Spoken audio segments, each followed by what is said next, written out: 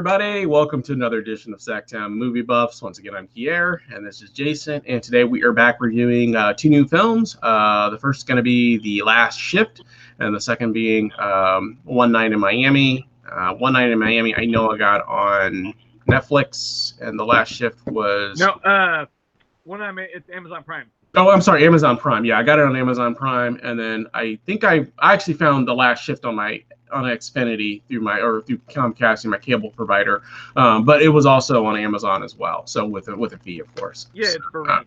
Yeah, for rent. So, but One Night Miami is included with Prime.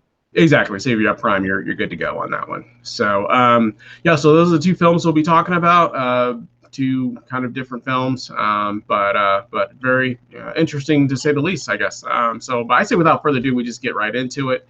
I'll have you go ahead and start. We'll start with The Last Shift. So I'll bring that in. There it is. So Jason, if you don't mind, tell us a little bit about The Last Shift.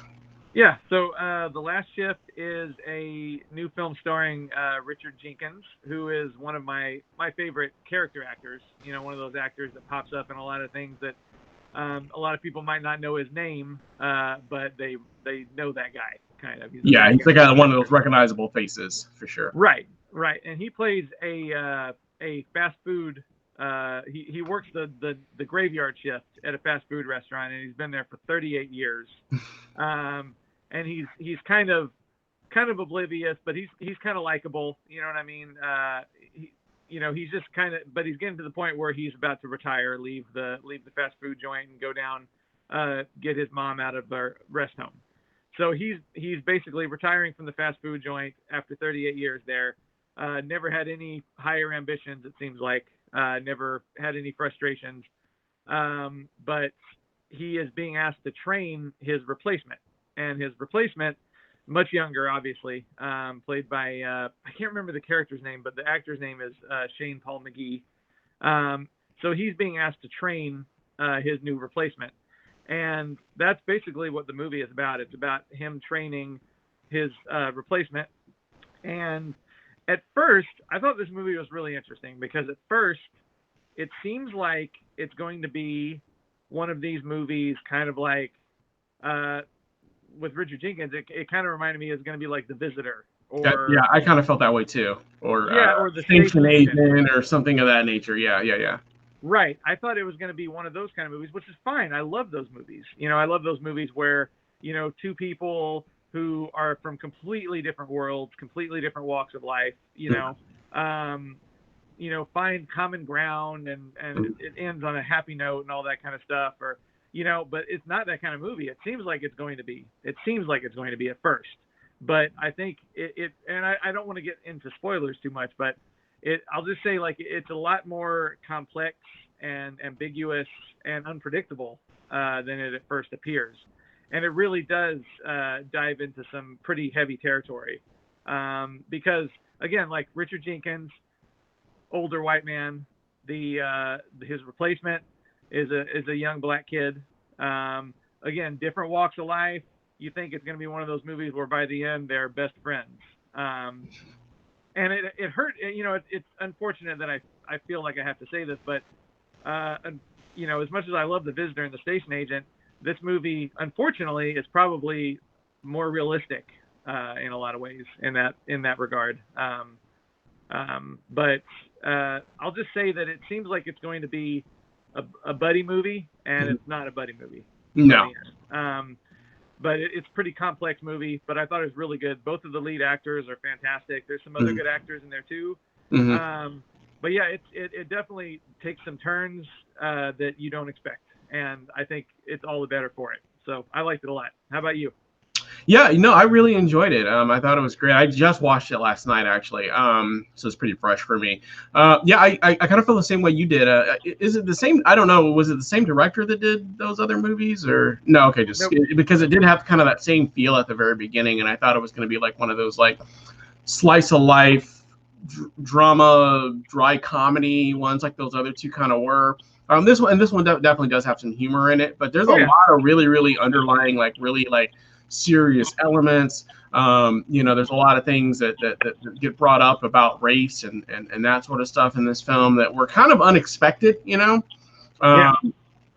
but I really enjoyed it. And my first, well, I've had like summer hire jobs and stuff, but my first actual job was at a fast food restaurant, and and it was funny because I was watching it, and the Richard Jenkins character had been there for like 38 years, and you're like, wow, that's and I'll admit there is something a little off about his character. He's not, I don't think he was, he didn't graduate from high school. You know what I mean? Right. He's not the sharpest tool in the shed, obviously, and that's probably partially why he's been there for 38 years. Because even the new kid that comes there and is like, hey, this isn't a career for me. You can. He's like, you've been here for 38 years and you make $13 an hour, or you could go work at McDonald's or whatever as a lead or manager. They start off at $15 an hour. So he's been pretty much stuck there and been pretty much underpaid for those 38 years, really. You know what I mean? And he's also realizing that as he's looking to kind of retire, like you said, that he's not really that well like respected there. He felt like, I've been here for 38 years of service, but he's kind of treated like, it's fast food. You know what I mean? They're going to be able to replace you anyway. You know what I mean? Yeah, you might be really good at making burgers or whatever case may be, but they're working a graveyard shift. There's not a lot of customers there. You know what I mean? So it's pretty much downtime the entire time. So it's not like he's dealing with a whole lot of people on a day-to-day basis, So, yeah. But and then the kid comes in and there's that conflict and struggle with the kids, like, you're basically kind of taking this job too seriously and that kind of stuff. But I thought it was funny because my first job at Burger King, when I was like 19 or 20, there was a girl that worked at Burger King that had been there for like 20 something years. You know what I mean? A lady that had been there for like 20 something years. So she was clearly at this point in her 40s or 50s. And you know what I mean? And kind of in that same vein where she wasn't a manager. She was just kind of like somebody in the back that just pretty much made the burgers and, made them really good and was really, professional and really quick at getting the burgers to look right and get them on down. And you're just like, so it kind of reminded me a little bit of that character a little bit. So it kind of hit home for me because I was like, wow, it made me think about this person that I hadn't seen in, 20 some odd years. But yeah, I thought it was a good story. Like I said, it does have a lot of underlying depth to it that you don't see coming initially. Because like you said, it does kind of start off to seem like it's going to be like one of those dramedies where it's like those dry comedies or dramas, a little bit of light comedy in there. And it does have a lot of humor elements to it, but it's got a lot of real story as well. So yeah, I enjoyed it. I thought it was a good film. Like I said, it was definitely definitely one that I would rewatch again. It's got Ed O'Neill in there as well. He's pretty good in there also. Yeah. Al Bundy. Yeah, Al Bundy. Yeah. Yeah. It's always weird to see him in something. And but no, it was good. And it, like you said, it doesn't take that turn that you think that the film's gonna take. You know what I mean? Where, like you said, two people, old white guy, young black guy, opposite perspectives on life, and that sort of stuff. And they do highlight a lot of the young black characters' struggles as well, because he's got his own issues also. He's he's on probation. He got himself, he had just gotten released from jail, and so he's on probation, so he has to find a job in order to fulfill his obligations for otherwise he can go back to jail and finish the rest of his term. He also just had a baby as well. He's living at home with his parents. His girlfriend with the new child are also living in his parents' house. So he's got his own struggles as well. So they do highlight that also. And some of it probably being self-inflicted and his own problems of not moving or progressing forward in life and that kind of stuff. So he has trouble keeping or maintaining jobs and stuff. But yeah, there's a lot of interesting elements that happen in the film. A lot of things you think are going to happen one way, but they go a different way. And so I thought all that was interesting as well. So, but yeah, both of the characters are at major crossroads, basically. Yeah, definitely. One is on their way up, and one is on their way down. Exactly. And it's like the Richard Jenkins character is just starting to. I think he's just starting to kind of realize that he really screwed his life up. Yeah, after 38 years of service, he stayed with the same fast food place or whatever they are for 38 years, and and like the kids kind of making him realize that, because I don't think he realized that, even though he was retiring, I don't think he realized that you know what I mean, this kid was, you know what I mean, is you know, telling him these things like, hey, you could have been making more money doing something else. You could have went to another place. You know, you stay loyal to this company for 38 years, and what has it gotten you? You know what I mean? Like, what do you have to show for it? You know, and then, you know, clearly the actual manager of the chain, she, you know, she doesn't have much respect for him. You know what I mean? You could just tell by the way she talks to him that, you know, and, you know, he's thinking like, you know, oh, you got to find my replacement. Like, it's going to be so difficult. They found a kid that's on probation that's going to be basically his replacement. You know what I mean? Like, that. I think that in a nutshell tells him that, you know what I mean, that his job wasn't as special as he thought it was, that he'd been doing for 38 years, which is kind of true in almost every job. You know what I mean? Everybody thinks that their job is, not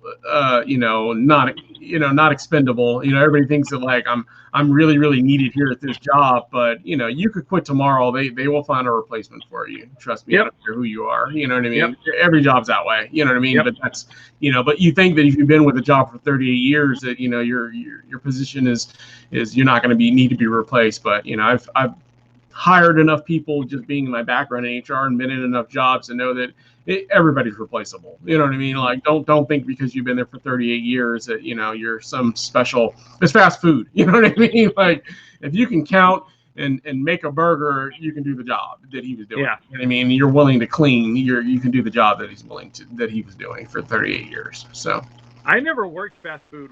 Was it fairly realistic? Yeah, I mean, for the most part, I mean, you did have people that really took the job serious, like this guy does, and then you had a lot of people that kind of come and go. You know, obviously the cleaning at night. And I've worked the night shift a couple of times as well because I was in college, you know, so I was working the night shift just because I had to go to school in the morning. So I worked a lot of the night shifts, the closing shifts with the, you know, counting out the money for your till for the night, and you know, and you know, and there were people there that took it like that had been there for a long time. There were people that, you know, started there as a cashier and, you know, or making the burgers and became a cashier, and then they became a shift lead, and now they're an assistant manager, and now they're kind of holding out to be a store manager. And you know, and I don't knock any industry because, you know, everybody's gonna make a living one way or another. You know, as long as you're making a living, you're working. I don't knock it, but I remember I kind of felt more akin to the kid when I was working there because, you know, I'm like, this isn't going to be for me for forever. I couldn't be here for, you know, like that lady that'd been there for 20 some odd years. I was like, I couldn't do it. You know what I mean? I couldn't do this job for 28 years or whatever case may be, or 38 years. So I kind of felt more in line with the kid. You know what I mean? There was that similarity where people were really taking this job so seriously, but, you know, me being like a young 19, 20-year-old kid, I didn't really care that much. You know what I mean? There was things that we were doing with me and actually my manager that was there. You know, we were eating pies in the back to, like, you know, to get away from customers. You know, we were taking extra breaks, you know, stuff like that. You know what I mean? So there is a lot of realistic stuff. And a lot of times we were goofing off. You know what I mean? We weren't working hard. Like, there were some scenes where they're goofing off and playing games and that kind of stuff. And, you know, and when it got slow, there was, you know, but yeah, it was pretty realistic, I would say, for the most part. So, cool. From my experience, you know, 20 some odd years ago, of course. Well, yeah. But you know, but who knows? Maybe that lady's still working at Burger King. I don't know. If I go there, she's back there making the burgers today. Like, you know, she'd be about his age at this point by now. You know what I mean? So if she was in her 40s, then she'd be about 60 something. So Burger King is still there. Yeah, that Burger King is still there. You know, maybe I'll go in and, you know, see in the back. Is she still there? Still making the burgers? You know, but at least he was able to get on the registers. I don't think she even ever did the register work. She just didn't have that skill, I guess, apparently. So, but interfacing with customers and that kind of stuff. Right. But cool. Anything else you wanted to add about The Last Ship? Nope. All right. We'll go ahead on to the next film. Which is One Night in Miami. So this movie is supposed to be kind of loosely based on a true story. It was actually directed by Regina King. So it's basically about it's about one night, but it kind of starts off showing these four people who were all very influential for their time period back in the 60s. So you had Malcolm X, You had Muhammad Ali, you had Jim Brown, you had Sam Cooke. They all were different people. You know, obviously Malcolm X, we know, was the leader of um, the Nation of Islam, or one of the leaders for the Nation of Islam, and political radical, if you will. Muhammad Ali, who at the time was Cassius Clay. He hadn't made the name change to Muhammad Ali yet, but he was getting closer with Muhammad Ali. But he was obviously right before he had won the world title. And then you had Jim Brown, football player, who was kind of nearing the end of his career as far as football, was getting more into acting and that kind of stuff. And like I said, this is all the 60s, so these are 4 black men in the 60s. And then you had Sam Cooke, who at this point hadn't written his probably biggest hit. He was doing more like love songs, Darling You Send Me, those kinds of songs at that time. And so you had these 4 guys that were, all in different professions and that kind of stuff. And so what happens is basically Cassius Clay, aka Muhammad Ali, has a fight, and all 4 of them were at the fight. And Malcolm X has a hotel there and wanted all 4 of them basically to come back to the hotel after the fight, so they could just talk and party. Well, party is what he said. So they thought they were coming to an actual party with girls and people and that kind of stuff. So the fight goes on. This is the fight with Sonny Liston, the big famous fight. Muhammad Ali, or Cassius Clay, of course, wins that fight. And then that night, they all go to Malcolm X's hotel, basically. And so basically from there, the film is just about great discussion and dialogue. They talk about race and that sort of stuff. And they talk about, the struggle of the black man. And they all kind of go at each other in different ways, because there's something about each of them that they're kind of going after each other. This is the transitional point for, Cassius Clay, where he's kind of going towards the Nation of Islam and talking about changing his name. And they think that, maybe Malcolm X is pushing him in that way, and he's saying, no, this is his own free will. They're kind of getting on Sam Cooke, because, they're saying, you've got this voice, this amazing voice, but you haven't done anything with that voice. You're out here making these love songs and that kind of stuff, whereas you're not part of the struggle. You're not part of the movement, kind of thing. And so that's kind of what the movie kind of is about. It's about the 4 of these guys, all in different careers, all in different professions. And they also kind of talk about Malcolm X, how he kind of is the one that doesn't belong, because these guys are all entertainers. Ali's a boxer, Jim Brown's a football player, Sam Cooke's a singer. They're saying Muhammad Ali, Malcolm X, you don't even really have a job. You know what I mean? You're a speaker for the Nation of Islam, which he's already at this point starting to lose his power there. They're kind of going in a different direction as far as, who they want to be the spokesperson for the Nation of Islam. And he's kind of not going to be that person anymore at this point. And he also was kind of maybe foreshadowing his death in a way, because he kind of knows that, things are getting kind of crazy for him as well. He feels like the FBI is watching him, and they have been watching him. They've been tapping his phones and that kind of stuff. And so he's always concerned about that. Then he's also concerned about the fallout from the Nation of Islam, as he kind of goes down a new path as well, with his Muslim faith and being a speaker and a civil rights leader and that kind of stuff. So it's a really, really interesting film. For a film that's kind of another one of those films that almost could be a play, you know what I mean? Because they're all kind of mostly centrally located inside the hotel room. There's some scenes in the beginning where they're all doing different things, but for the most part, the bulk of the film is at the hotel room with great dialogue and great conversation. So it's really kind of a film you really have to see to get a real good feel of those different conversations that they're engaging in. But I really liked it. I thought it was a great film. I really enjoyed it.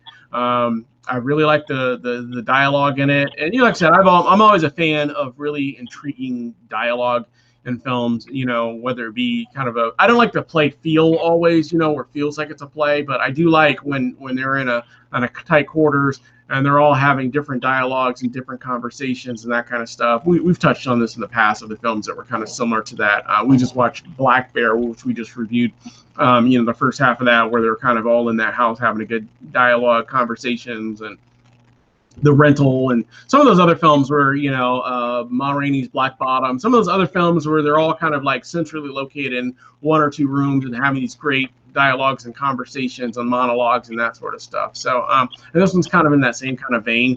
But no, I really enjoyed it. I definitely thought it was one of the better films if we're counting it for 2020. It was definitely one of the better films for 2020, in my opinion. So what was your take, Jason? Oh yeah, I really liked it also. And it is actually based on a play. I found out afterwards. Yeah, it's which didn't surprise me. It felt like yeah.